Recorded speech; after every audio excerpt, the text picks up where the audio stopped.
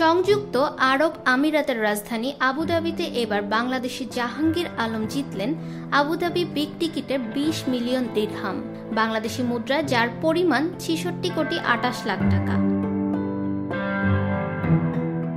সোমবার রাতে এ তথ্য জানিয়েছেন সংবাদ মাধ্যম খালিজ টাইমস।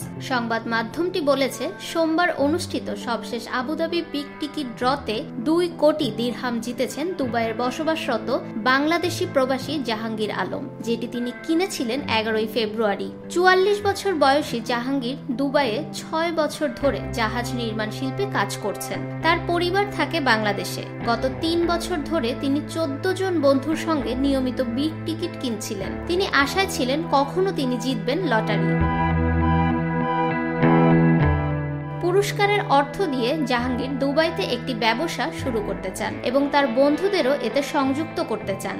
পাশাপাশি তিনি ভবিষ্যতেও বিগ টিকিট কেনা চালিয়ে যাবেন। ফাহমিদা বিনতে আনোয়ার, নিরপেক্ষ নিউজ ডেস্ক, ঢাকা।